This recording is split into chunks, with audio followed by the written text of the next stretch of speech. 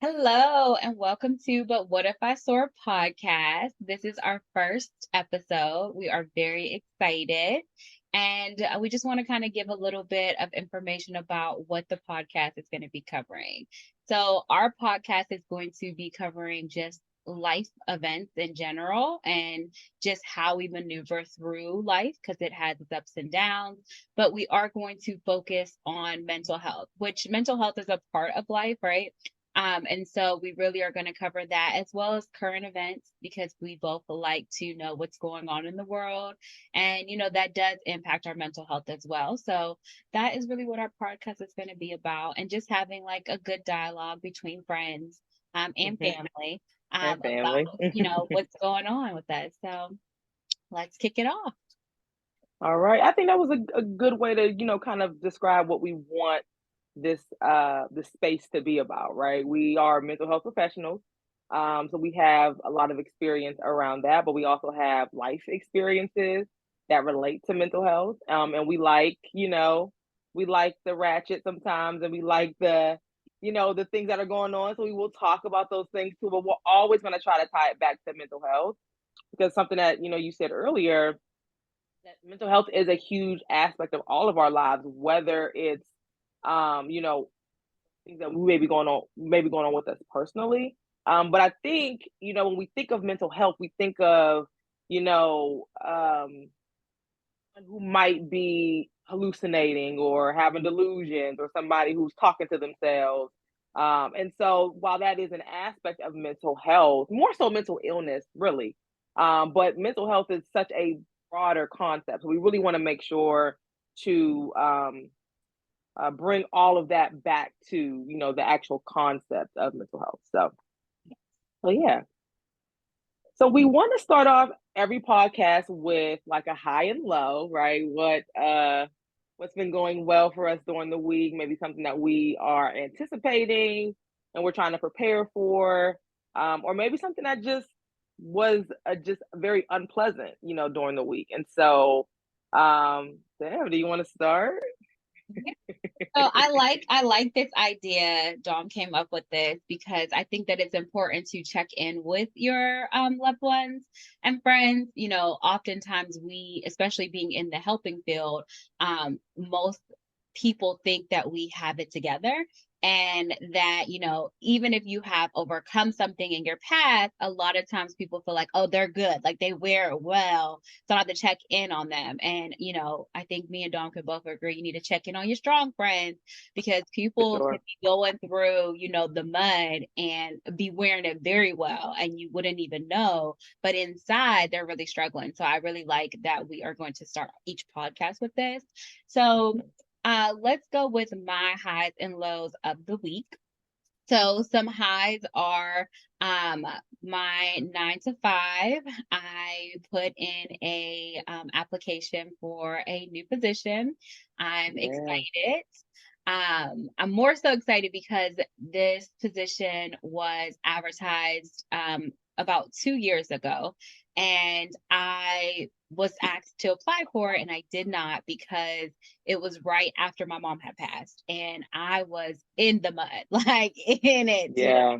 And I just knew that although I, felt like I really, met all the requirements and really could do the job, I knew it wasn't fair to myself, my family, and to the team to really put myself out there and apply because I was just not in the headspace. So now I am in a much better headspace and I am looking forward to, the interview, and I'm looking forward to put myself out there. I've done a lot of great work professionally, and I'm ready to, see where it goes. So that is my high that I'm Yeah. looking forward to. And then Yeah. I wouldn't say it's a low, I would say more of like a thorn. So my thorn is that I still have, although I have done a lot of work personally on myself, I still have some things that others do that impacts me directly. And I think I have shared that I have custody of my two nephews and niece.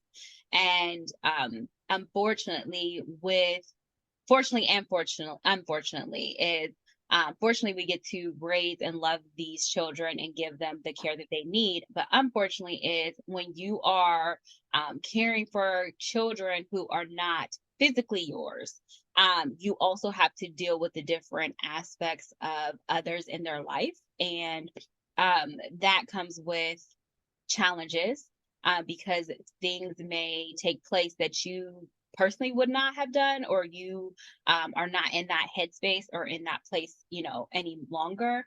And so it impacts the kiddos, and then you have to kind of figure out how you're going to respond to that. So that would be my thorn. But I will say that that thorn is not like edged in my side. It's coming out, and I'm going to keep it. Right, So we're all. right, right.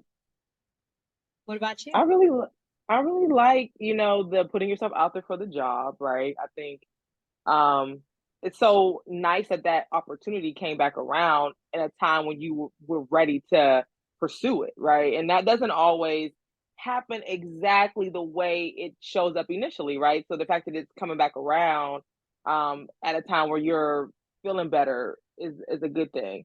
Um, and similar to your thorn, which I'll talk about mine as well, is definitely very, very similar. So as far as my high for the week, there's a couple of things that happened. But I'd say my high is um it probably doesn't necessarily feel like a high, but it didn't in the moment, but after reflecting, um with the beginning stages of the business, right? Just trying to navigate through things you don't know. And in the moment, those things feel really uncomfortable. But I'm calling that a high because I'm trying to just get comfortable with the discomfort. Um, Comfort sometimes feels, I think it reminds me of a time in my life where that uncomfortable feeling was unsafe. And what Mhm. I'm recognizing is this discomfort around the business isn't unsafe, right? And I think sometimes it takes a while for your body to register that while this feeling feels the same, is it the same? And so I'm trying to just connect those two things, that like the uncomfortableness of all of the changes of being an entrepreneur and a business owner is uncomfortable, but it doesn't mean that it's unsafe. And so change week to week. One week I may have this idea and this thought about how I want things to operate, and then I learn something new, and I'm like, oh, maybe I don't want that. So again, another high is that like I'm trying to just lean into flexibility, Pivoting. leaning to yes, pivoting, right, and just leaning into the fact that like when you get new information, it's okay to change your mind, and we oftentimes see that as people who might get new information and change their mind as like, maybe fake or, and the reality is you should change your mind when you get new information. And so I'm just trying to lean into that, if I wanted to operate in this way, I got new information. Now I'm thinking maybe that's not the way to go. And while that does feel uncomfortable, just trying to lean into being flexible, being open, that, what I may have initially thought may not be the best option for now, and like it's going to change often. And that change is very uncomfortable for me. So I'm just trying to lean into that. So that's a high for me. I'd say a thorn for me is similar to like working on yourself. I've definitely, someone who's very self reflective, someone who, tries to like really assess. And I think similar to me and you, we both are overthinkers. So like I'm constantly like and overthinking. And one thing that I'm really struggling with the business is like trying to balance being a mom, a wife, and a business owner, and working a 9 to 5 while trying to start something new. And I think the thorn per se is because I go into a lot of detail, but what I'm learning is that I get my value from like doing, right? You being a part of a system or a family where I'm doing this and I'm doing that. And while we're not super traditional here in this Flint household, um, a part of me that struggles with like knowing that when I'm like working later hours after working a 9 to 5, that like there's going to be a lot of things that are going to be rested on my husband's shoulders, and he can handle it. Like he's willing and ready to handle it. I'm struggling with, Letting go. yes, and just recognizing that we've set up a routine the way that, we set up a routine and a structure and a system. So that means anybody can step in and do it. You know what I mean? Like we've done a good job at doing that.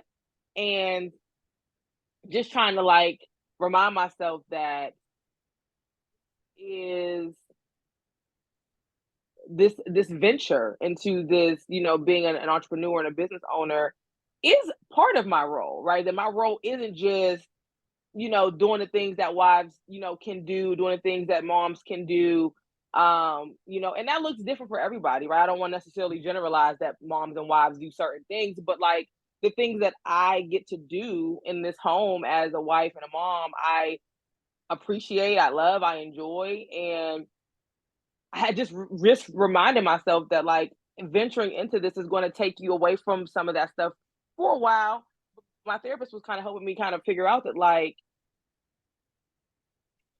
even with a routine, things within that routine are still going to look different, right? So you might be scheduled for a 7 o'clock assessment. If they cancel, then you have that extra hour to go, spend time with your family or whatever. And so I guess I'm just trying to like figure out that like team being a part of a team doesn't look one way. And if you look at that structure from like a football team, everybody plays a role, and everyone can't be the quarterback. Everybody can't be, the tight end. Like, like everybody has a role, and in that role, sometimes those things change. So I'm just really trying to lean into like leaning on people and depending on what's already set up to work, and kind of don't self-sabotage this process by like wanting it to be a certain way or the way that feels comfortable. Again, Yeah, comfortability, like is comfortability. Comfortability is yeah, a big thing. Yeah.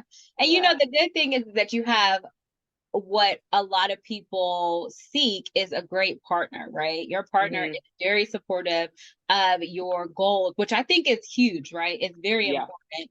Is that that you have that support, and that allows you to have that flexibility to go and pursue things that you are wanting to do.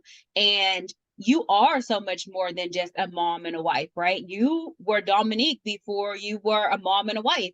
And so, hmm I think, one of the things that is important is you want to make sure that you remember who you are, right? Because yeah, we can get so bogged down. And again, it's not that it's a negative, because I love being a wife. I love being, a parent, a guardian of children, and raising them, and seeing all the things that they like to do and helping them reach those goals.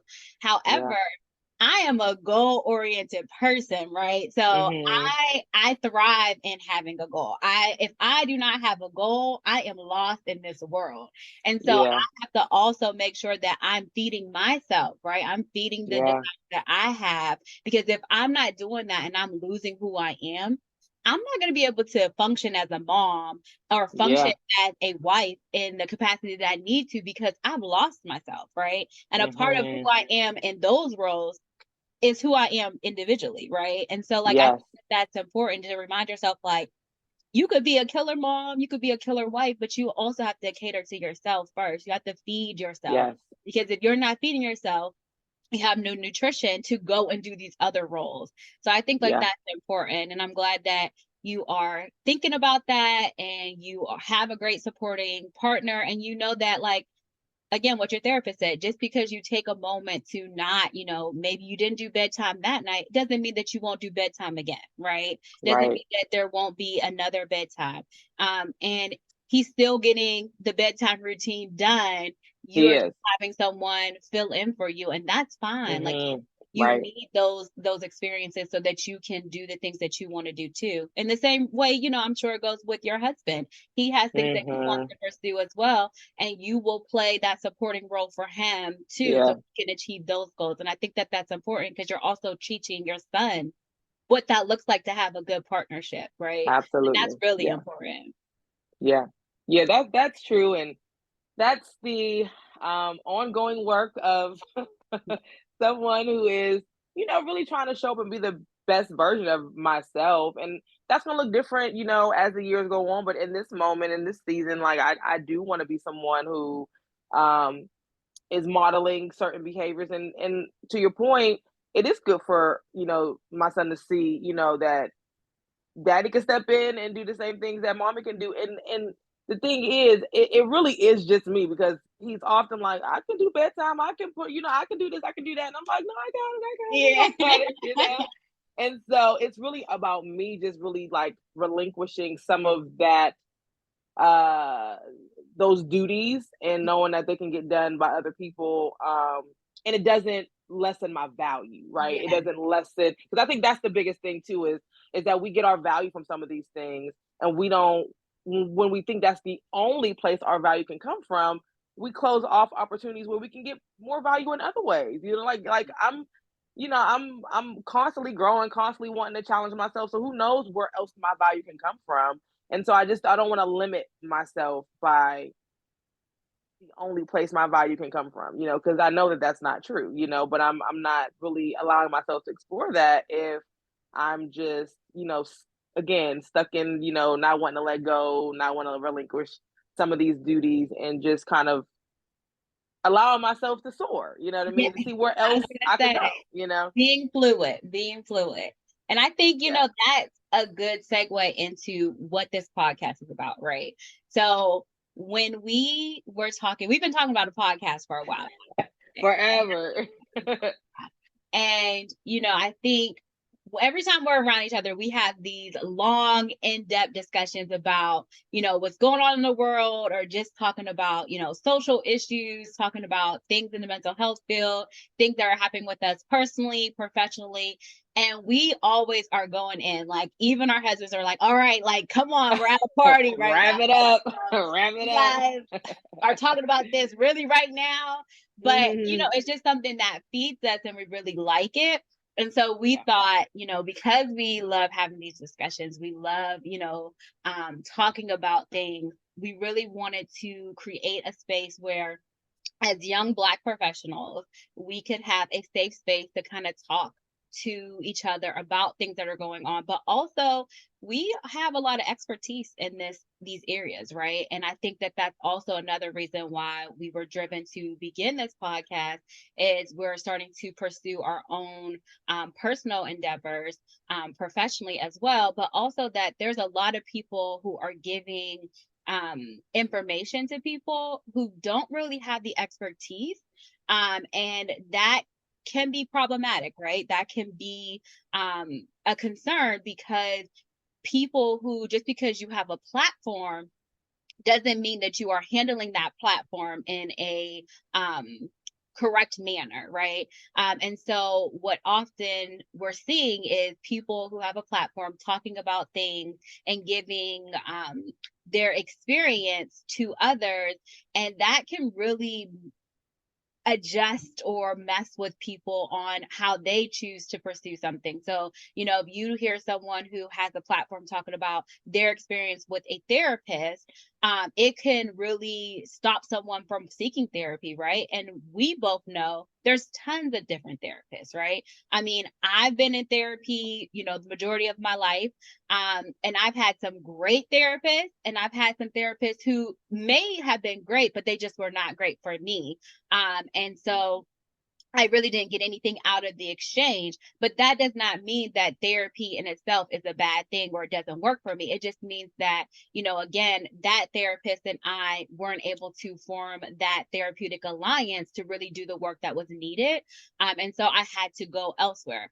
I currently have a therapist who is amazing. And she is able to dig deeper, especially because I myself am a therapist. And so I know how to give people just enough to make them feel like, Mhm. oh, this session was great. Like, she did a lot of work, and, you know, and And really you in my like, head, yeah, I sure did. I'm like, girl, that was nothing. Like, I gave you just the surface. That was nothing. But now I have someone who knows and calls me out on that, right? Like, wait a minute. let's go a little bit deeper. Like, I don't think we're there yet. We're not at the roots of the issue. We right at the surface. So I think like that's important, right? But again, if I would have gone off of some of my prior experiences and went and talked about that and really did a generalized idea of what therapy was, that could really impact other people who are looking to possibly get help or wanting to even inquire about it, to think like, I don't know, therapy just doesn't sound like it's for me. It definitely is for you. It's for everyone, but you have to make sure that you have a connection with the therapist, that you have are able to again form that therapeutic alliance so that you can do the work, because therapy is hard. Like, anytime you're exploring something that's uncomfortable is going to be difficult, right? Because it's something new, it's a challenge, it's something that is uncomfortable, but you do the work. And if you found someone that you really are comfortable with being vulnerable, right? I think that's the big takeaway. It's being able to find someone that you are okay with being vulnerable with, because you're going to explore parts of yourself that even you have hidden from yourself, right? And Mm, they're literally taking a flashlight and going into these deep, dark places that you probably haven't visited in so long that you might not even have known were there. And they're going to come yep. with that flashlight and shine that light on there and say, wait a minute, what's this? Wait a minute, what's that? And then you're going to do that uncovering and go and explore that. And hopefully now you have brought light into that area where it's no longer this, secret hideaway spot. And now you are able to feel like you are healing. And that's really what therapy is. And you want to make sure you have a good person who's doing that exploring with you. And who's also doing their own exploring That as an too. individual. Like I think the therapists that are really good therapists and there's so many aspects, and we'll get into this as we, continue, but there's so many aspects that can make a therapist a good therapist or just one who is not skillful, right? And I Mhm. think one way to really help sharpen yourself as a clinician is doing your own work. You know what I mean? Like if you're not invested in doing your own work, it can make it challenging because again, we're people, we're therapists, but we're people. So we often have moments where we've hidden things from ourselves and we've ignored things that we've experienced. And that can have an impact on how you show up as a clinician, whether or not it's intentional, whether it's in your subconscious, whether it's indirect, it doesn't matter. It can definitely have an impact. And so while supervision is very important for the clinical work, the emotional work that you need to do to kind of um, address some of your own challenges is not really appropriate for supervision. It's really appropriate for another licensed professional who can, again, help you because while you are a therapist, you are a human first. And so, I think that is something to think about when you're in this field and when you're looking for a therapist. What kind of work are they doing on their own to really, again, address some of their own challenges? Yeah, I think that's important, right? If your therapist is not working on themselves, because again, just because you have overcome some type of adversity or challenge in your life does not say, "Oh, I think you're at your max. You have hit the amount Right. of resilience that I feel like you needed to have. So I'm gonna leave you alone." No, life just keeps on lifing. And so, like, you Hmm. want to make sure that whoever you are talking with, whether it be a therapist, whether it be, maybe you have moved on past the therapist and you're going to a life coach, you want to make sure that whomever you're talking with or a spiritual leader, that they have some type of background and they are doing the work on themselves so that they can help you as well. Because if you're not functioning fully, how are you going to then help someone else put on their mask? You can't, because you're going to be over there out Right. of breath like, wait, Right. let me help you out. And then I'm gonna pass out. And then I'm not good Right. for myself or you. So you want to make sure that your therapist or whoever you're working with, again, spiritual leader, life coach, or whomever, has on their mask, their oxygen mask, and then they're able to then put on yours. And now you guys can breathe together and do the work. But if they're over there huffing and puffing and looking for their asthma pump, Right. you can't tell me nothing about breathing because I'm wondering if you have another breath left. you know? Right. Exactly. Exactly. So, I think Exactly. that really is important to really, Mhm. when you think about forming a working relationship with someone, that you make sure that they also are doing the work. I think that that's important. Yeah. Now, I don't know how you ask that as a potential client, right? Because I don't know if, again, as far as disclosure goes, like, is it appropriate to disclose to a client that you're in therapy? But you can absolutely say, I am committed to continued work on myself or on being a therapist. I mean, there's ways that you can say it without too much away, because again, you do want to be mindful of that therapeutic relationship. Mm. And that even though, like, I know as a therapist myself, I never go into these situations with the understanding that I am somehow above the client, right? I definitely look at that relationship as like an equal relationship, but ethically there is a differential in terms of power, right? And so you do just want to be mindful of what you share and how you share it. Um, because you don't want what you share, especially if it's not in the best interest of the client. You don't want to share that information and it not be useful to them. Like, cause then you're just sharing it like this person is your friend and your client's not your friend, right? So you do want to be mindful of what you share and how you share it. But I think there's a way to share it without giving too much away, so that that client or potential client knows that you are to yourself and your own growth, and that's a continued process, no matter how old you are or what stage you're at in your life. So, Yeah, I definitely agree. And I think it shows too, like maybe you're not able to ask that to your therapist or whoever you're working with, but it also shows if someone is doing the work, right? Because I have been hmm in therapy sessions where the person is sharing or showing an emotional response, right, to something that I'm sharing. And now I feel like it's awkward because I'm in this session and I feel like I am supporting this individual. And that is a red flag, right? And hmm so like that lets me know, and again, like I said, we're human. Therapists have good and bad days, just like anyone else.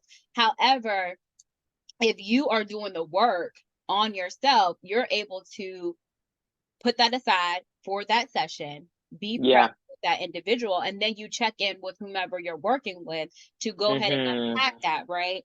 And I think that that's important. You put your baggage, again, like I said, life, that's what it happens. So maybe you put your baggage at the door. You go into that session, hmm had that meaningful interaction, and you help that person unpack their baggage that they came into the session with. And then when you're done with that session, you can open the door and pick your baggage back up and then go and unpack it with whomever you have in your life that is helping you do that. But what I've seen and I've had experience with is sometimes that baggage has came into that session where I have my own baggage. And now I'm like, wait a minute, it's only so many right, seats, so many baggage claims right, in this place, and your baggage is taking up all of it. And now I got my bag on my lap, and I'm like, well, where do I was, right, But and right, that, right. I think that that is a clear sign that maybe you need to identify if this is the therapist for you or whomever, the spiritual coach or, life coach, Yeah. whoever you're interacting with, maybe, that's not for you at this time. hmm And that's fine. There's Yeah. tons of people who are in the helping field. And again, I always tell people it's like dating, right? There's ton of fish in the sea. You want to make sure that you are testing this out. And I know a lot of therapists who will do a what is it like where you can do a consult call to see if we really meshed, are we going to be good hmm working with each other? Because that's the other thing is I could be working on myself and be in a good place, and then a client reaches out to me, we have a discussion, and I realize like I'm not that therapist or life coach for that individual, and that's completely fine, right? Right. And I think hmm like you have to be honest that you can't just be willing to accept any client just because. You have to make sure that you guys are good for each other and you're actually going to be able hmm to do the work. So I think like that's also it is that, try and see if you could do a consult. Or maybe you have a first session and you just realize, you know what? This just it doesn't work out. That's completely fine. Please go Mhm. and find someone else. Even if I could give you a referral to a colleague or, someone that I could recommend, I will try and do that.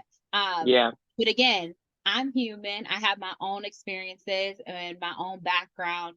You have your own experiences and background. We just may not be in a place where we connect. That's completely fine. I don't take offense to that. I'd rather you go and find someone who really can connect with you so you can do that meaningful work than to hold Yep. on to you. And now we both not getting anything out of it. And we're in a session for 45 minutes to an hour.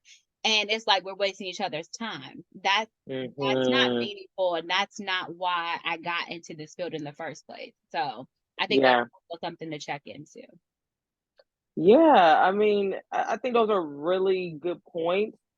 Um, I know someone, or I was communicating with someone who said that when they're looking for like a clinician, that they shop around. And I was like, I love that because I never even considered that. Like, it's a service, right? So if I was going to buy a dress, or if I was, if I was going somewhere to spend money, um, why wouldn't I shop around? You know what I mean? Like, why, and so when I heard that, I was like, oh, I love that. Like, I love to hear, that you are not just jumping in bed with the first clinician that you talk to, right? That you are like, I'm gonna spread around, do these, intakes, and really just see if there's a connection, right? Because I think that's important. I think both of us recognize that it doesn't matter. And statistically, studies show that, like, it doesn't matter the modality that's used in therapy. It doesn't matter how many years of therapy or how many years you've been a therapist.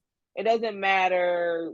None of that stuff matters. What truly matters is that you've built a therapeutic alliance, and that you and that client, but specifically that client, feels connected to you. That um they really feel connected to you as a clinician. And so once you understand that, like, once someone is like, oh, I really rock with this clinician, I really feel connected to this person, I really feel like I could go there, because really feeling connected, and it speaks to like the vulnerability aspect that you spoke about earlier, is like, clients don't feel comfortable being vulnerable if they don't trust you, or if they don't believe what you say, or if they're just not connected to you. So it truly is a better thing for a clinician to say, look, I'll give you a referral if I'm not the therapist for you. Like, I'll help you find somebody else. I'm totally cool. It's totally okay, because I don't want to take your money if you ain't feeling me. Like, I need you to feel, I need us to do some work. And if you can't do that work with me, I'd rather you do it with somebody who you feel connected to. Right. So I think that just speaks to, like, not taking it personal and just realizing that it's about the client.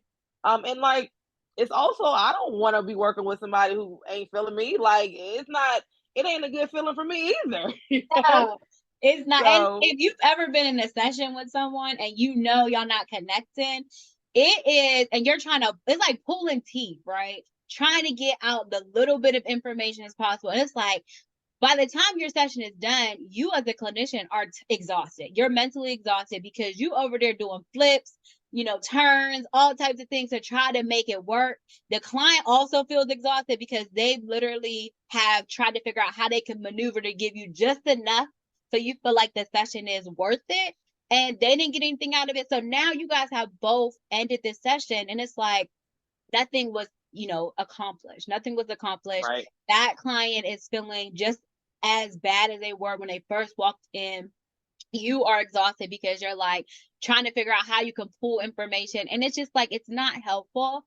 And what Hmm. I try to remind myself is, what if this was a loved one? Right. And I think that's something that I've always taken with me when I interact with people is, if this was my loved one seeking help, how would I want them to be treated? How would I want their concerns to be met? And with a loved one, I want them to get the best care possible. I want them to get fed what they need to get fed. And Right. if I'm serving, chicken and mashed potatoes and they're a vegetarian, I don't want them to be over there trying to figure out how they could just eat off of the mashed potatoes and Right. they don't have no substance. I want them to get their full meal. So I think like that's important. And that's something that I constantly carry with me is you want to make sure that you're treating people like they are someone's loved one because it could have been your loved Mhm. one. And don't Yep. be so focused on, well, I need, clients. Yes, you do. But the other thing is if you are keeping someone who's not getting anything from that interaction, them booking, several sessions with you is not going to happen, right? Because they're not getting anything from it. So now you have tried to invest yourself in this partnership and they're not invested. So really was that, getting the 1 to 3 sessions worth it? No. And Right. they're also not going to tell anyone about you because they're not getting Right. anything out of it. So now that Right. word of mouth is not working either. Or what they're going to do is they're going to share that interaction with other people. And now that is going to turn people away from seeking your services because you did not Yeah. connect with that individual. So I think like those are things to definitely consider when you are creating a partnership with someone is to make sure that you both are getting some type of nutrition out of that interaction. That's really key. Yeah. Yeah. Yeah. And I think, depending on your comfort level as a clinician, you can just say, like, this ain't feeling right. I mean, like, do you feel it? I feel it. Do you Yeah. feel it? Because this just feels whatever feeling comes to you. I mean, I think that sometimes sharing that immediacy in the moment is also useful because you can you can dance around it and act like it doesn't exist, or you can just be upfront and say, "Look, do you feel it? Let's talk about it." You know what I mean? Yeah. Like let's figure it out together. And I think just having that kind of open dialogue regarding just the energy that's present, I think is important. And for many people who come to therapy, that's not been their experience. They've not had people who've been honest about, what the energy is like, that something just feels off. People, depending on their childhoods or like how they grew up, avoidance may have been the thing that they needed to stay safe. So really putting it out there and saying like, there's no hard feelings, but I'm feeling this thing and I want to know if you feel it too, and can we explore it? I think that's something that can be useful, especially if a client is unsure about their work with you and if they want to continue that work. So that's something else to think about. Yeah, I definitely agree. So while we talked about, kind of like the therapeutic alliance and relationship, I do want to go back to why we came up with the name of our podcast because I think that it's Yeah. important. Hmm. And I think it also brings the humanity idea to us, right, as therapists. And Yeah. again, I am a life coach. And so, although I previously was a therapist, I am now moving into providing life coaching to individuals. And I think that one of the things that we found is that even with all the work that we have done, all the experience and expertise that we still have periods of fear, right? Especially when we are pursuing something new. And we are both currently pursuing opening up our own businesses. And, you are going to be doing therapy. I am going to be doing life coaching with mental health as an aspect. And there was a lot of fear there, right? A lot of the Hmm. fear of the unknown, the fear of putting yourself out there, once again, trying something new. And we had numerous discussions about what we were feeling and being honest with our vulnerability, right? And it was, what if I fail, right? What if I put all this time and money and energy into this pursuing of a goal and it goes nowhere? And what we kind of talked about was, what if we could focus on the what ifs, right? Because there's a whole lot of them, right? A lot of them. Can't predict the future. But what if we soar? What if we find out that we are out of the nest and now we have these wings that are, huge that we never use because we allow fear to kind of drive us. And so that is where the name of our podcast came from is, but what Yeah. if I soar? We can always have a long list of all the what ifs But let's try to reframe that. Let's try to reframe what that fear looks like and think about it from a we don't know the future, right?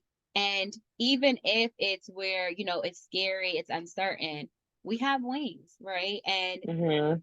we can pivot in the sky. And so I think that that's important. And that's really what we wanted to kind of center this podcast around is that we all have fears, no matter what type of work you've done, what background you have. The fear never fully goes away, but you can use that fear as drive and you can soar. And I think like that's really what the main takeaway was is that we are out here soaring. And we want that idea to resonate with the listeners, right? We want you all to consider moments where you felt like an imposter. Maybe you felt like you didn't measure up, or that you wanted to try this new thing, had this new idea, wanted to create this new thing. And you talked about all of the things that could go wrong, right? And to be honest, our brains are wired that way. We are wired to acknowledge or to see the all the negative things that can happen first. And it's a defense that our brain has to keep us safe, right? And so when we're trying to be positive, that is a that's a daily practice. That's a practice that you have to be intentional about, because our brains are just not wired to, see the sunshine and the rainbow and the flowers. Like, no, our brains are wired to see the lions, tigers, and bears. Like, that's what our brains are wired to do. And sometimes the new things that we want to try, the ideas that we have, the new things we want to explore in our lives, they are things we want to do, but they are the lion, tiger, and bear, right? And so it's really, we want our listeners to also to take away that you can focus on the negative, or you can focus on the things that could go wrong. We want you to reframe that as well, the same way we're learning to reframe that, and to think, well, what are some good things that could happen, right? What are some takeaways that we could get from this experience? Even if it doesn't necessarily go the way you envision, because nothing ever goes the way you envision. Um, doesn't though. What was some positive thing from that I learned, that I could take away for the next venture that and it doesn't have to be related to business. It could be anything in your life that you are just like, I want to, I have this desire, Yeah. but all of my fears are really impacting my ability to like push through those barriers and say, I'm gonna try it anyway. I'm gonna do it anyway. So Exactly. that's what we want the listeners to take away, is recognizing that you're doing what your brain is designed to do, and it's a practice to kind of um, move around that, and give yourself an opportunity. I couldn't. I'm someone who is always wrapped up in my anxiety, always like, "Ugh, I don't know if I want to try, I don't know if I want to do that." And so what I'm learning is that thing, right? How can I reframe this experience, and in spite of the fear, do it anyway. You know what I mean? So I like that too, in spite of, right? Because there mhm, we're not creating this illusion that the fear goes away, right? The fear is still mhm, much there, just like the anxiety is still much there. But you are allowing that to be there, but it's not being the center, right? It's not being the main event, the main quarterback in the play, right? It is still mhm, there. You're still aware of it, but you are still moving even though it's there, right? And I think like that's right. the importance is that you can have all these different feelings and you can be honest and, admit to having those feelings, right? But you still do not allow it to paralyze you. And I think like that's the main takeaway is that even though these things are still here and we're still dealing with them, right? We are still allowing ourselves to take that step forward and we are bringing it along with us, Yeah. are still continuing to go forward. And I think like that's the big takeaway that we want our listeners to have is that fear, anxiety, or whatever, emotions that you are feeling, It's okay, right? We want to Mhm. normalize these reactions or normalize these feelings, but Yep. we don't want it to paralyze us. Or even if Yeah. it does for a moment, we don't want to be stuck there. So we want to continue to Mhm. move forward with these feelings while we continue to unpack them and do the meaningful work that is needed. Yeah. We're still moving forward because that's what life is you have to continue to move forward. You can't keep looking back, right? Because if you're looking back, you're not paying attention to the road in front of you, and you might be missing things that could really bring you out of the place that you're at. And then Mhm. part of that is gratitude, right? Is that you are replaying the tape, you are looking forward, and you're knowing that, you know what, even with this fear, I'm still stepping into this new place and I'm seeing these different experiences and I'm taking away stuff from it. And I think that Yeah. that's really important. Yeah. Absolutely. Yeah. Yeah. So what you all can expect is, again, like we said at the beginning, we'll definitely do our check-ins, right? That's important. And then we will talk about an aspect of mental health, right? Whether that's boundary setting and what that looks like. What will but the thing I want you all to take away is that there um is application, right? And so I think we want to make sure that we talk about the theory, we talk about the importance of, for example, a setting boundaries, right? Why is that necessary? Why is that important? But I think in terms of application, what we want to focus on is like, while we know this is important, here are all the reasons why it's hard to set boundaries in our lives, right? So whether it's with your spouse or significant other, whether it's a friend, which we rarely really talk about relationships as it relates to friendships, right? We're just so focused on like our romantic relationships. So we'll talk about that and like all of the reasons why these barriers might make it difficult. Because I think what we understand is it's easy to point out the necessity, but sometimes we miss like those nuances, Mhm. right? Those nuances that really make it hard for us to operate in a way that we know is appropriate.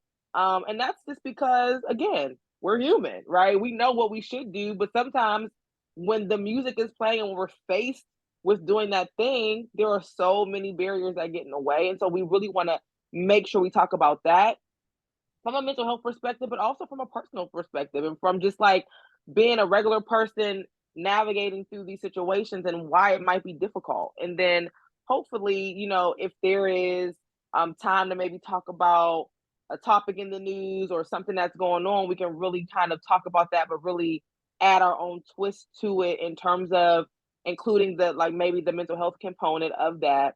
We're not going to always agree, which we hope because I think that that really adds to just different perspectives, right? When we're talking about nuanced things, we're not going to always agree. And so, having those conversations, with somebody that you trust, being able to disagree and not feel, fear around that is a good thing.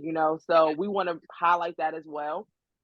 And then and as we are growing this podcast, if there's things that you want us to talk about, we have thought about adding some kind of component where listeners can maybe ask questions and we can answer them on the podcast. So we'll definitely keep you all posted to that.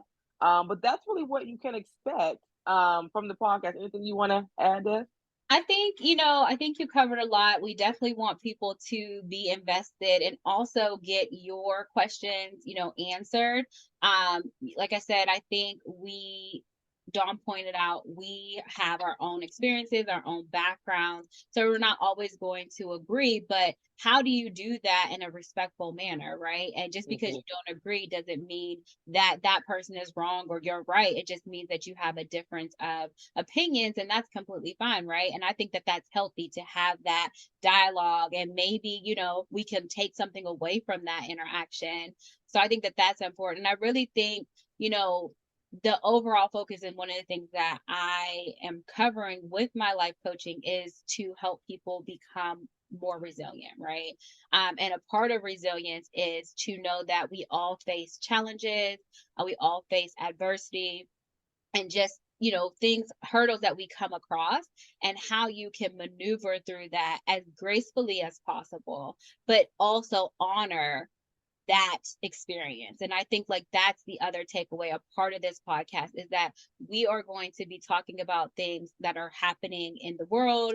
We're going to be talking about things that are happening within ourselves, professionally, personally, but we're also going to honor our experiences, because I think that that's also important, is that we have um had these experiences and there's some type of lesson that we Yeah. took away from it. And so honoring that, and then also honoring that we are too, young. I like to say young, um, Young. two young professionals in a field um, that has not had the best history with minorities, and how we maneuver through that ourselves, but also for our listeners, right? How do you maneuver through the mental health space, seeking help, seeking guidance, and knowing that there are realistic fears, right, behind what has been the history of that.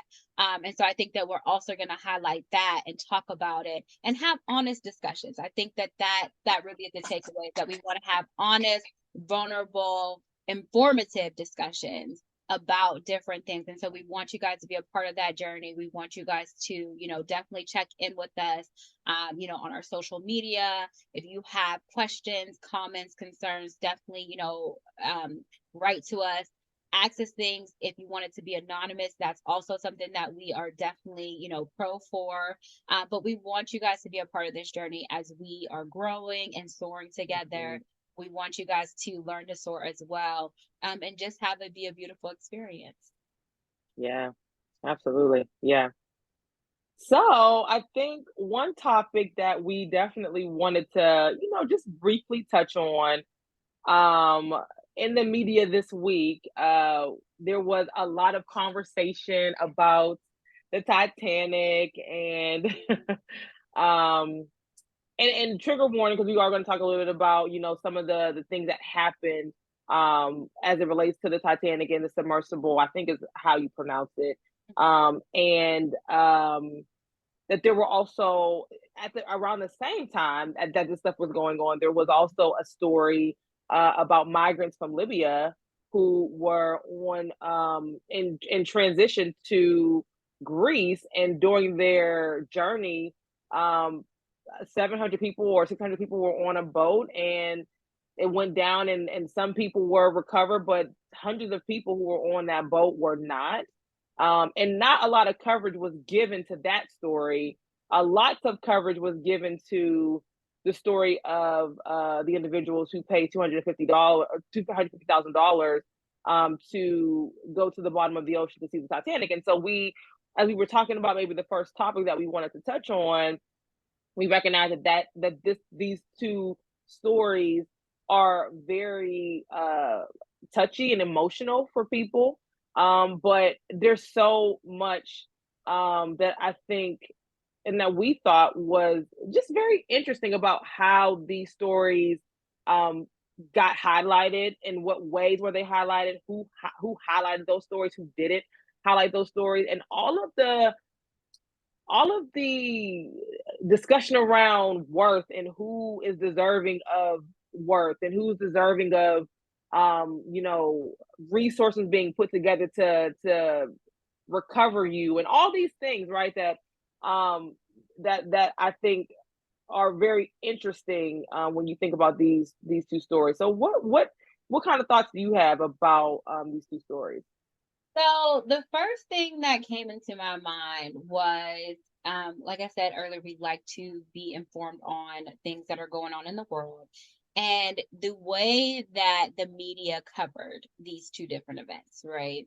Mhm. And a big thing that I think we talked about was that the decision to make these journeys by these different individuals, right?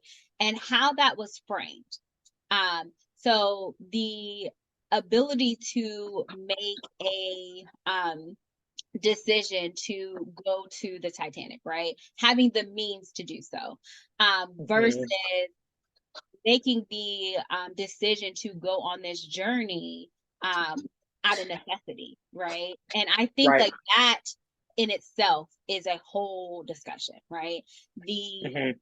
me having the means to do something and then having to do it out of the necessity, right? Yeah. Um, and how we frame that. And I think, one of the biggest takeaways from both interactions, and when I saw, obviously there was a lot of memes around it, some of them Mhm. funny, some of them more serious, a lot of different dialogue being around it.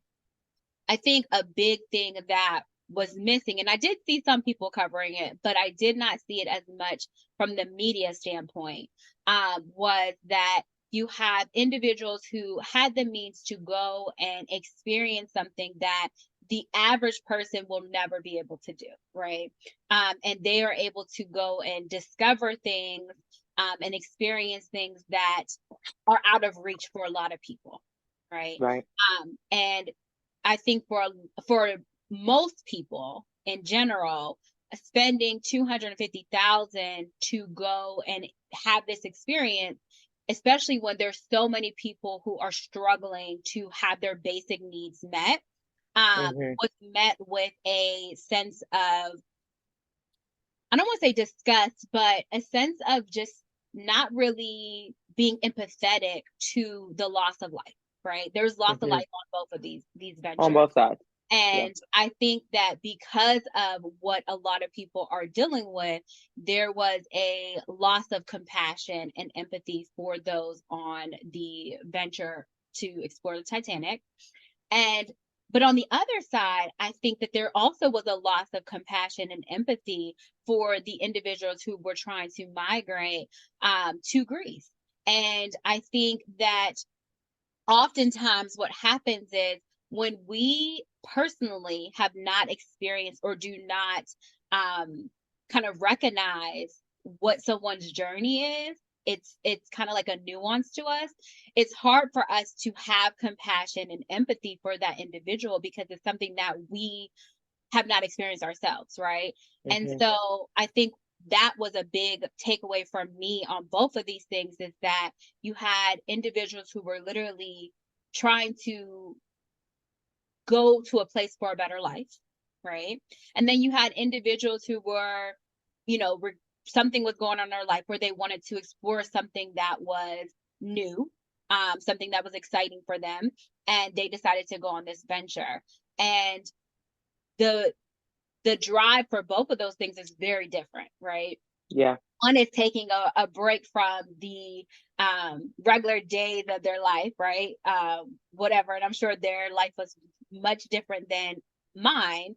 And Mine too. the other one, again, having a much different life than mine, was trying to escape something. And I think that's the other thing, right? Is that they both may have been trying to escape something, but the Yeah. escape that they were seeking was very different.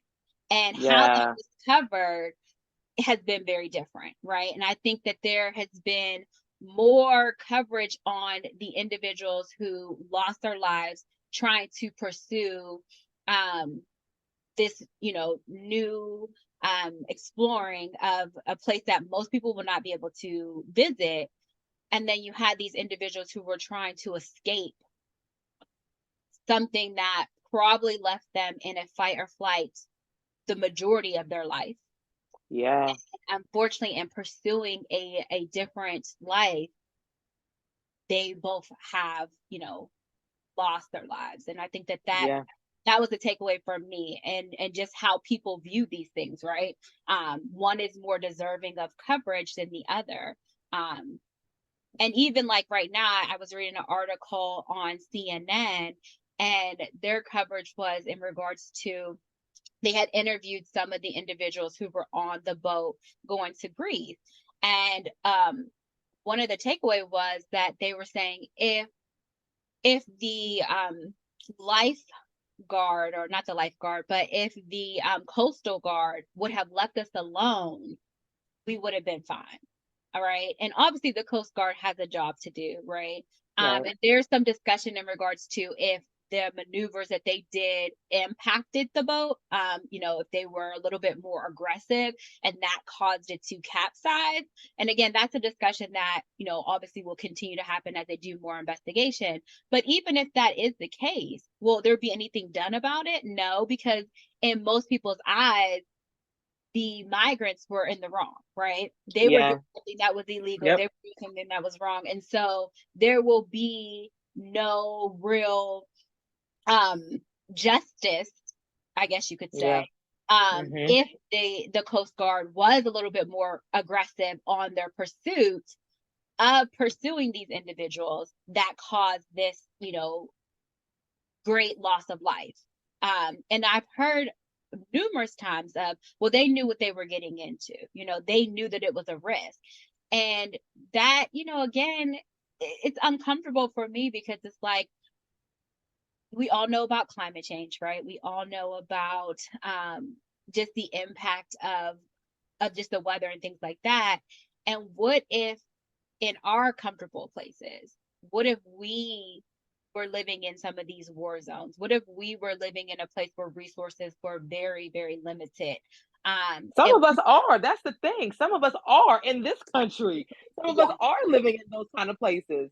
And so that, not to cut you off, but like that, some of us are. When we call this country the greatest country, but there are some places in this country that do look like war zones, mhm, and so it's very interesting that we, as America, as a nation, can even turn their nose up at other countries, and the decisions that other people make to, flee persecution, when many of us feel that way in this country today. I mean, it was just a year, that the Supreme Court overturned Roe versus Wade 2 days ago. I mean, like, you can tell a lot about a country by the way they treat their women and the way they treat the people who are at the margins. And America don't really have a leg to stand on all the time, but they feel yeah, like they do, you know? yeah, And so that's the part that is so frustrating for me.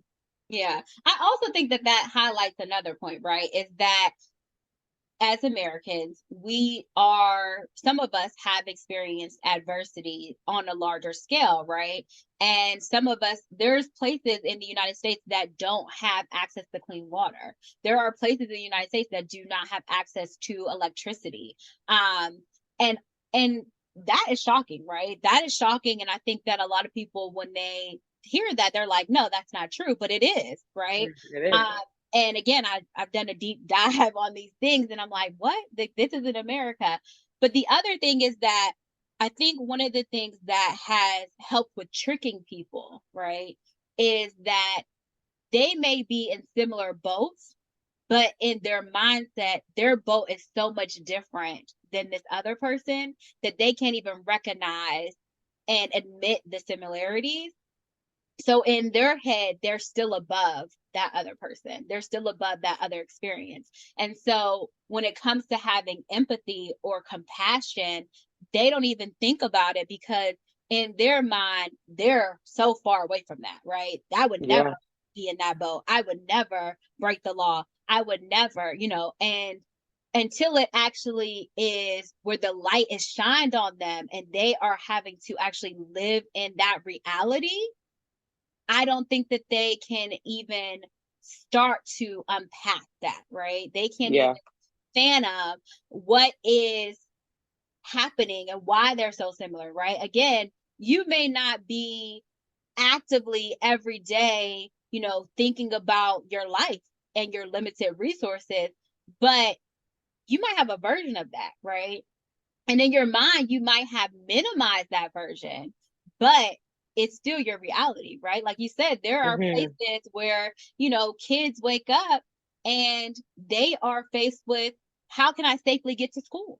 Right? Yeah. How can I safely get to school? Because that's my only meal for the day, right? Right. And I gotta get to school. Like, Exactly. Like um, my stepmother, she had grandparents who actually went through the Great Depression, and that has impacted her to this day to the point where she is constantly fearful of running out of food. She is constantly fearful of the government, not being able to. So she has retired, and so she gets her pension.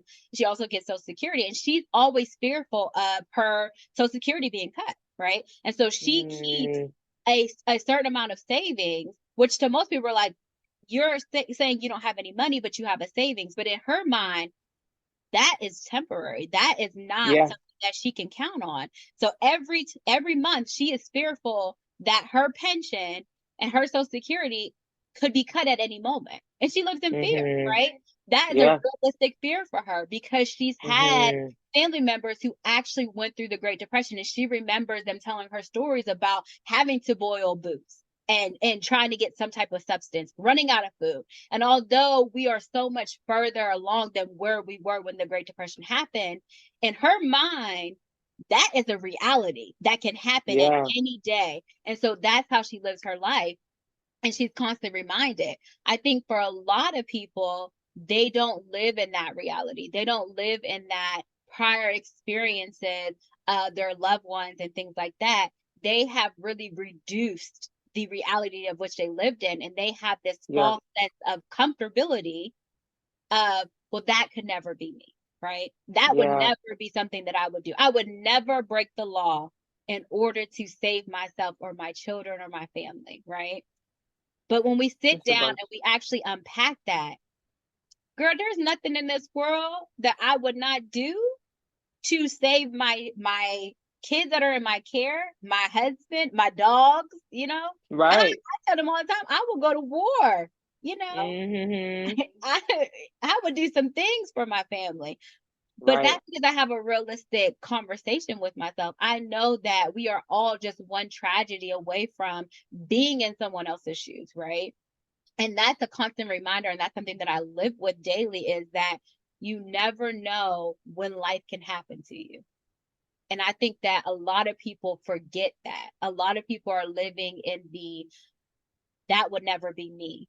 So I don't have any compassion. I don't have any empathy. I have no sympathy for someone else because that would never be my story. That will never Right. be me.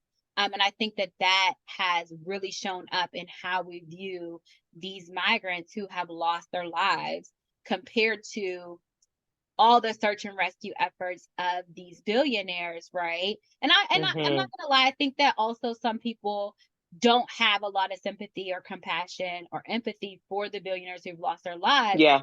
But I even agree. look at the resources that were spent on these individuals, um, compared to those who were again on a journey to try and have a different life, you know? I Yeah. think that we the value that we place on people really is sad on how we identify who should get what, right? Who should get our sympathy, who should get our concerns, and who shouldn't. And I think Yeah. that that definitely has been shown over these last couple of days in coverage. And again, I mean the migrants, minorities, um, Yep. how we view minorities, right? How we view what should be, you know, thought of people in pursuit of a different way of life. And again, access Mhm. to means, access to what their journey is, and feeling like, you know what, that's messed up. Yeah. Yeah, I think for me, and again, I didn't follow the story either one a whole lot. I've had a decline in, which I'm not really happy about, but like, trying to do all these things, it does make it hard to kind of stay tapped in. So hopefully this will really help me get back to that. But I think what was so um I wouldn't even say eye opening because it's not something that I'm not aware of.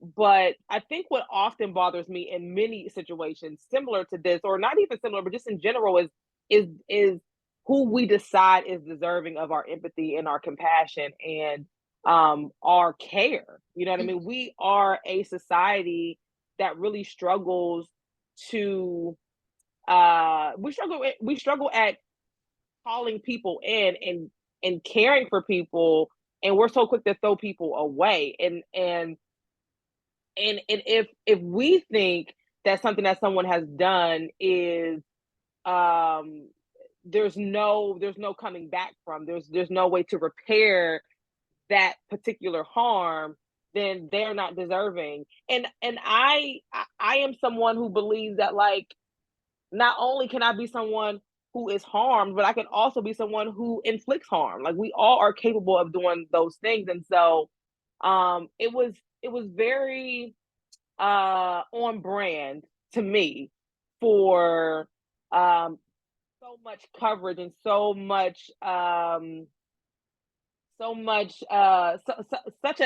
a big spectacle was made for the wealthy individuals who lost their lives.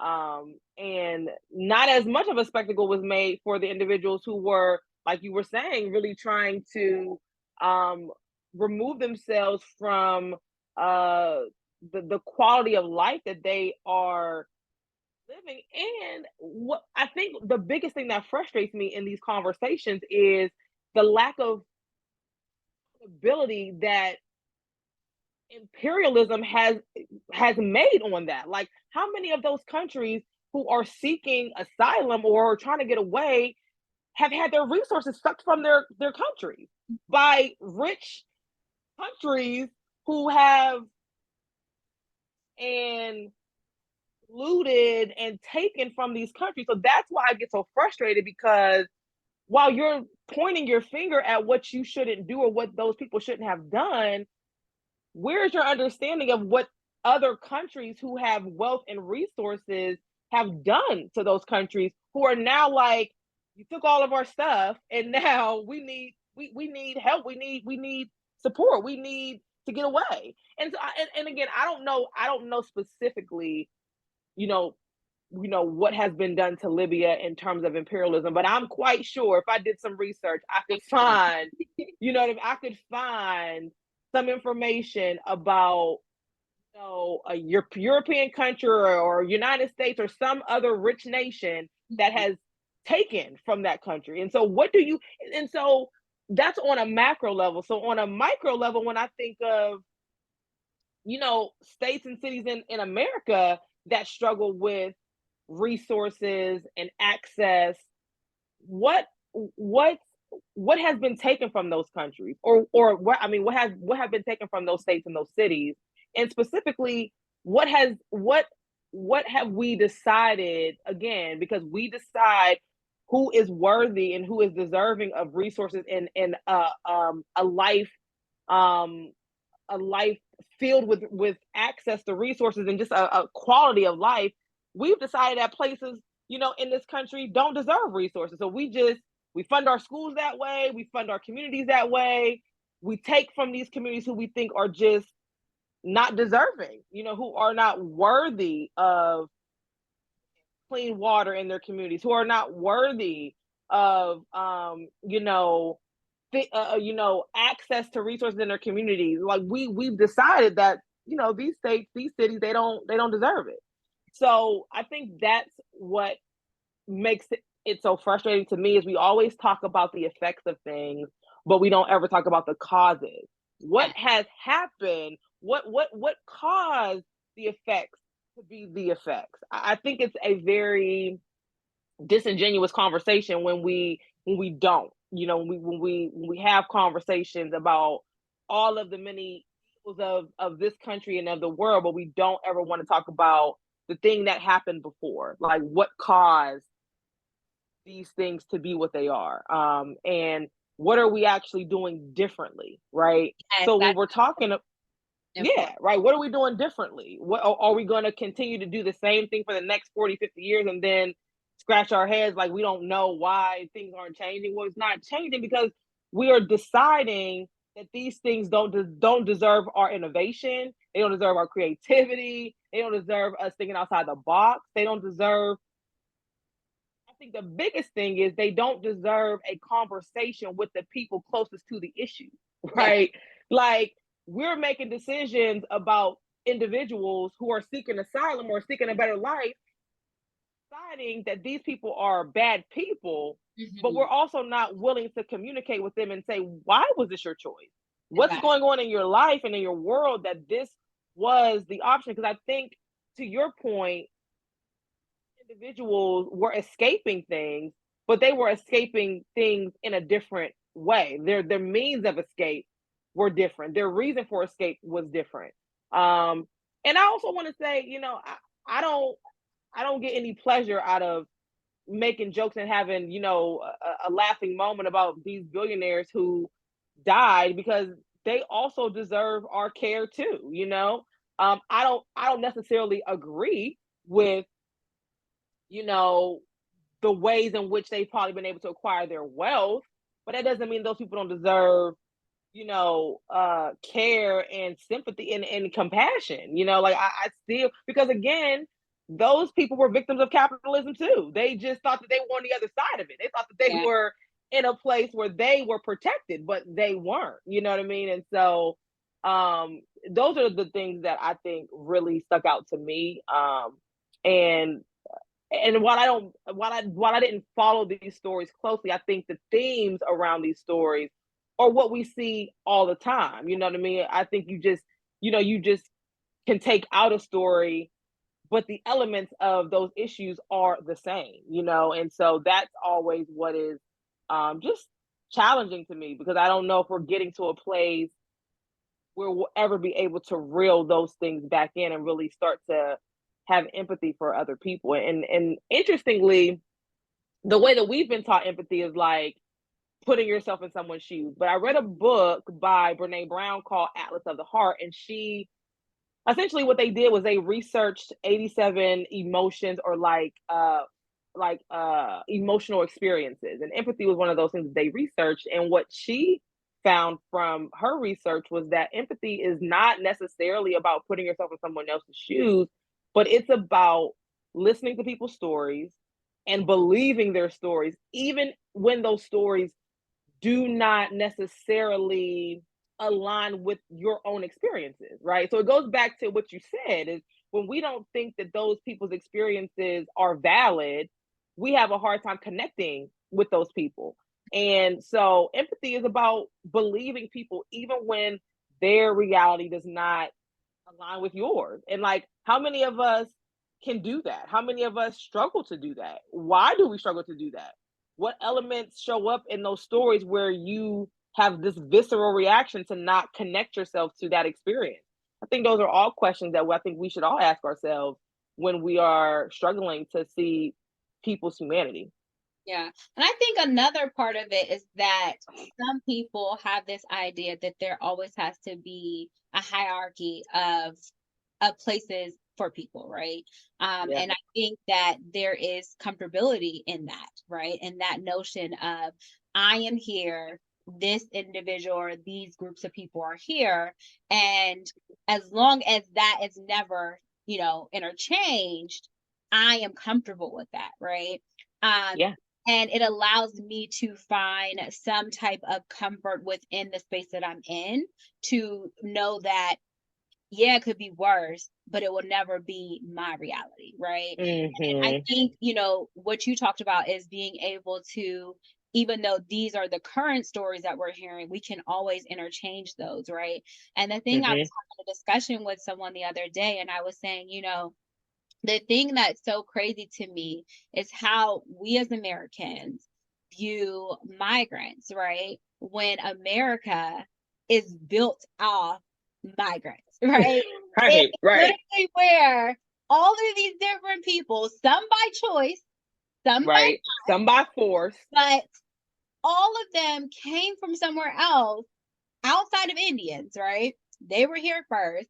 Yeah. And we have migrated to this area, and we still have this negative idea of people wanting to migrate to a better way of life. And Hmm. that to me is so crazy. And even like, with Puerto Rico is a part of the United States.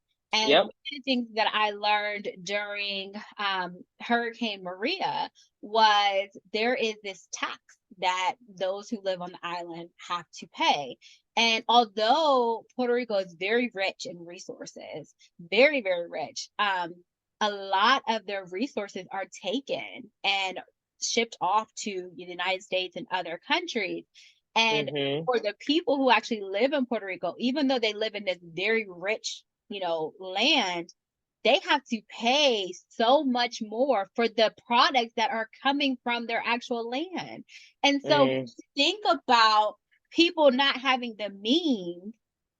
Here we have people who live in a very rich resource place, and they are not able to afford what their actual community produces. Like, let's think about Mm, that for a minute. You live in a mm, very rich community that has resources that you can utilize to feed your life, and you cannot, it's not accessible to you because of the fees that are attached to it. yeah. So when you think about that, and even like Colombia, Colombia is somewhere that has a lot, again, a lot of resources. They have really good soil, and it produces so much, so many different resources. But Colombians do not have the access to those resources. So it's not Mm, always about where you live, right?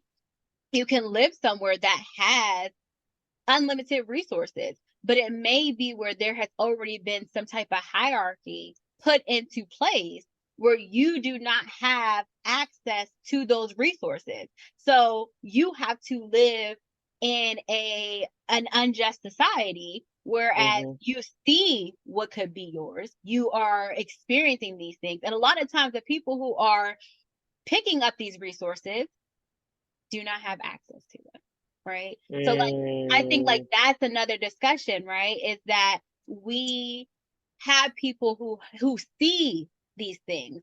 They are able to see what life could be like, but they are stopped from accessing that.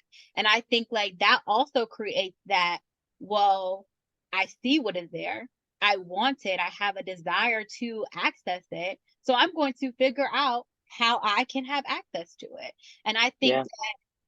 that's a reality for everyone, right? We see things on social media as one of them, right? We now have a glimpse of things that we may not have ever come in contact with yet in life, but we're able to see it. And now we have a desire to pursue those things. We have a desire to access those things.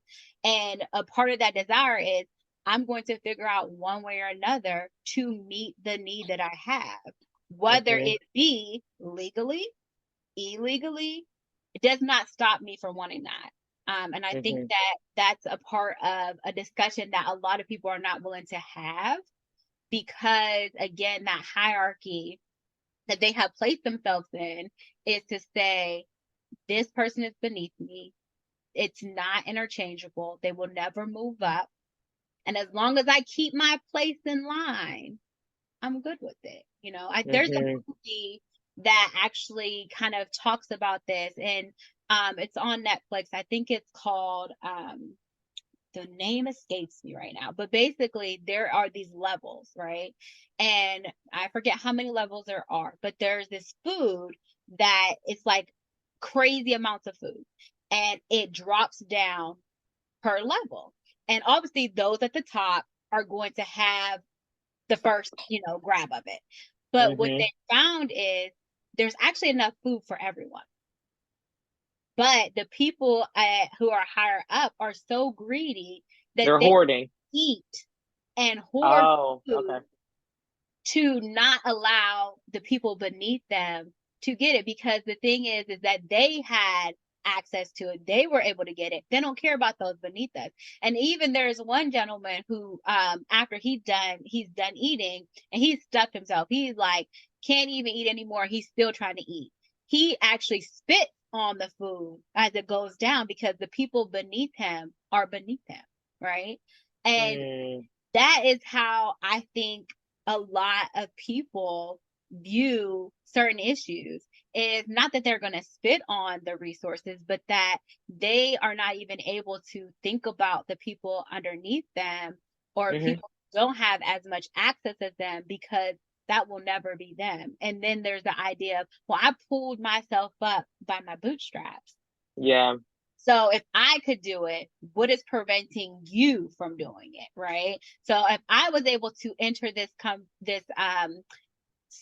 United States legally, this country legally, why can't you do the same? Not even admitting that your avenue to doing that may be very different compared to someone else just by what they look like and what they Mm, have access to.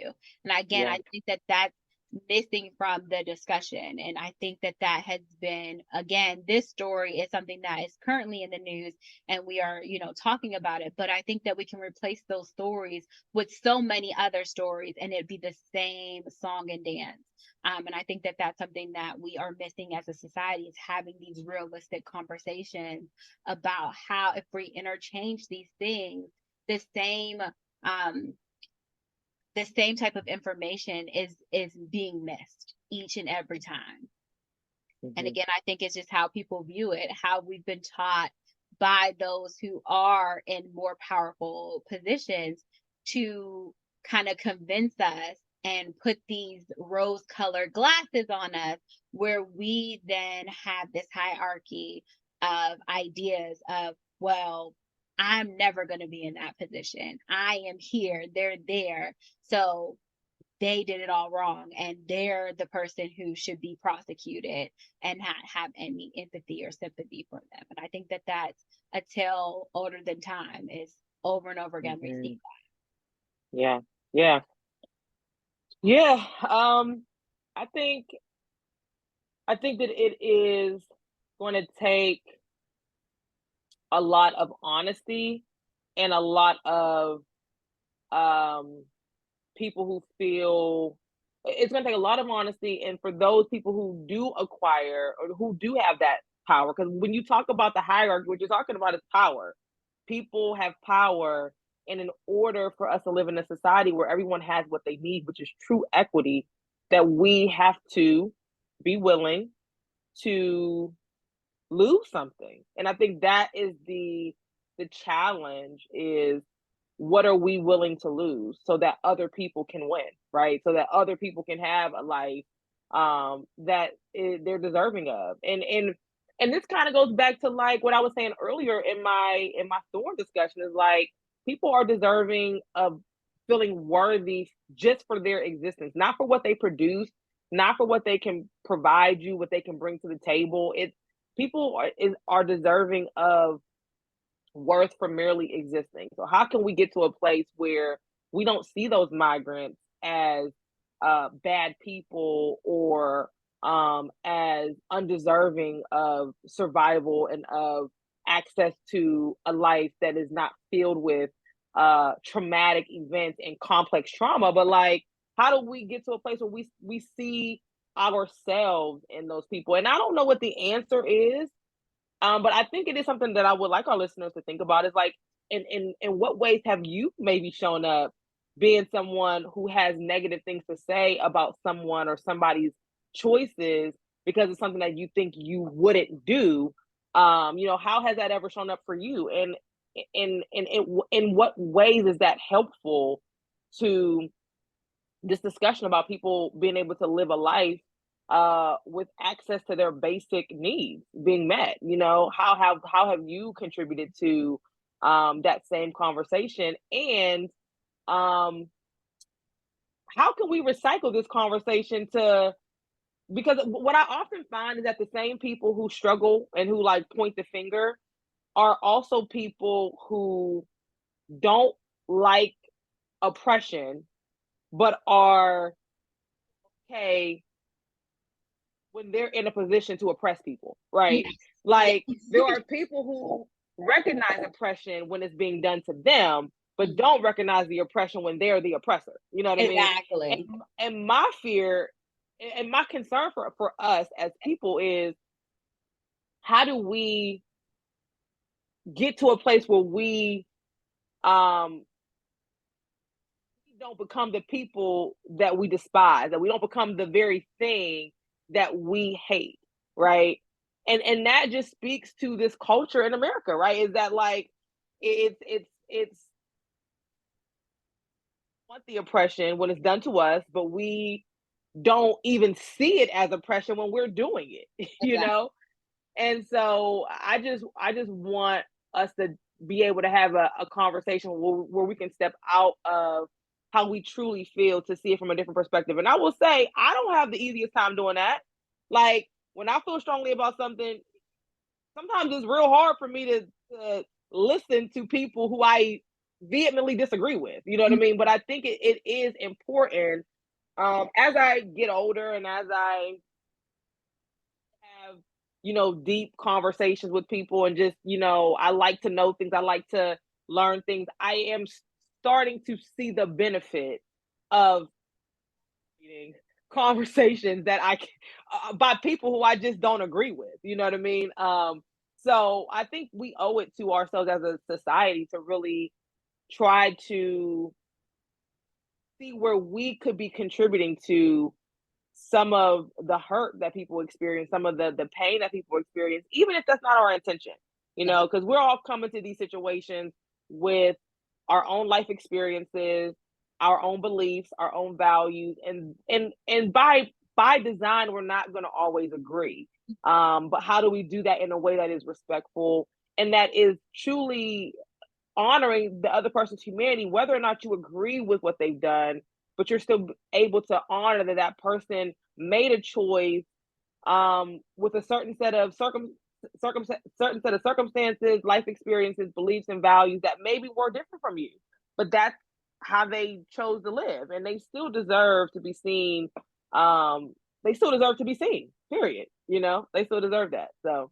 And I think a part of that, and I think where we begin with that, again, we don't have all the answers, but I think, and one of the things that I would want our listeners to take away from this discussion is how can you validate someone else's experiences that you Hmm. yourself may not have experienced or Yeah. has not been your experience, right? But still honor that that is their experience. And I think in doing that, even in small steps, right? Validating someone else's experiences, even if that has not been our own experience, is really where this work begins. And I Yeah. think that it also teaches us if we are practicing this, it also helps others to practice it when we are the person who is trying to have our experience validated with someone else who is in our lives and we feel like we're not being heard. And I think there's power in that. There's power in giving someone that validation of telling their story, even if it Yeah. is not similar to us or similar to our own experiences, because it allows them to give space to something. And when you're able to speak openly and be vulnerable about an experience that you had, it gives you the power and the space to unpack it, learn from it, take something away, have some type of gratitude to then apply that knowledge for future experiences. And I think in giving people space to do that, it gives us our own space to do that. And I think that that's Hmm. where we start out. That's what really should be the takeaway is on a macro level, right? How can you take away something from other people's experiences, even if it's not similar to that experience that you have had? Yeah. Is very, very important. And I think, it honors that person, but it also gives you a space to honor your own experiences, right? Because we can have similar beginnings, we could get to the same goal, but our actual journey and path may be very different. Like, for instance, you and I both have degrees, right? We both have Hmm. degrees, we both have licensure, but how we got to getting just our bachelor's may be very different, right? Hmm. And to honor that, we can still celebrate each other having our bachelor's degrees, but we Yeah. also should celebrate that, our paths might have been very different on how we got there. And, it Hmm. might have taken you 4 years and it might have taken me 7 years, but we still had the same goal and we still met it. But we also need to honor that path that we had to go through, that journey that we had to go through. And I think in doing that, it allows us to be understanding of others, but also Yeah. it gives us the space for others to be understanding of us. Because again, we are all one experience away from having, trauma, having some type of hardship or obstacle. And the more we practice validating others, the more others will allow us that same space to validate our own experiences. And I think Yeah. that's one of the takeaways I would like our listeners to have during this episode is, how are you choosing to validate others' experiences in your personal life, whether it be your loved ones, your friends? How are you choosing for this week to validate someone else's experience that may be very different from your own, but giving them space to speak and giving them the ability to have an interchange where they're talking about it and they're able to speak about it in a vulnerable place, and you believe them. Yeah. I Yeah. think that is the key to start to really see progress, is that, we could talk about it on a large scale, right? And that's something that we definitely want to happen. But on a smaller scale, having these discussions with those around us, that's where change really starts, right? Yeah. It's each interaction you have with someone is a opportunity to ignite some type of change. Hmm. We Yeah. and validating someone is so powerful. So, this week I really want people to be mindful and proactive in validating others' experiences that may be very different from our own, but giving them space to be vulnerable and talk about it. Um, and also allowing yourself to have space as well to validate your own experiences in your journey to whatever you're pursuing. I think that Yeah. that should be also a takeaway from this podcast. Yeah, I like it. So I just had a thought that I think I want to add to the end, where we just give one idea of how we're going to soar for the next few weeks. I like Since, that. that's something that we're really trying to um, make sure that we pursue in spite of some of the fear, right? So we'll talk maybe one way that we think we want to soar this week, but we want you all as listeners to take away that too. So um, you know, we're still trying to play around with how often the podcast will be out, but we think we want to do twice a month. And so on those off weeks, what are you doing to make sure that you soar in one way or another? And so I think for me, one way that I want to soar is by um, just finding ways to get out of this need to control. I thought I was getting better, but maybe I'm not. So just try to find ways to get out of a routine or get out of what feels comfortable and get out of this need for things to go a certain way, and just utilize my resources around me, right? I have a great support system, and I think it's important for me in my growth journey to get more comfortable with utilizing the resources around me. So whether that's my husband, whether that's the friends that I have, whether that is mentors that I have, I just want to um, you know get comfortable with relinquishing some of these ideas that I have, and letting my support system support me. So that's one way that I think I want to try to practice soaring for the next couple weeks. I like that. I think way I am going to soar is, and this is one thing that I have tried to practice throughout my life, is I am going to continue to practice gratitude with whatever Yeah. experiences come my way. I think, right now I am, again, starting a business. I'm trying to learn all of the different things in regards to that business, which comes with a lot of different experiences. And then I also have personal things that are going on in my life that are out of my control. And I think a way to maneuver through all of these different new ventures is to practice gratitude and remind myself of what I have currently, what I have been able to overcome in my life, and knowing that I am not at the finish line, I'm not at the start line either, and I have a sense of control on how I choose to view things. And every obstacle that I come across, I can either view it as, oh, here we go, like once again, or I can choose to practice gratitude and be thankful for that opportunity, but also be thankful that I'm facing this obstacle or opportunity with the knowledge that I have gained from my prior experiences. So I'm not going in it as someone who is inexperienced or someone who is like an infant right into the world. And so that is the way that I'm going to choose to soar, is to continue to practice gratitude, continue to remind myself that this too shall pass. And, in order to celebrate the sunshine and the rainbows and growth, you do need to have water and it can nurture Mhm. you. And you need to have sun and water. And that is something that I am choosing to focus on. That, I'm okay with the rain. It does not last forever. And even if it, Mhm. is kind of like a monsoon at the time, I Mhm. am equipped with a raincoat, I'm equipped with an umbrella, I'm equipped with rain boots, and if I need to, I have shelter.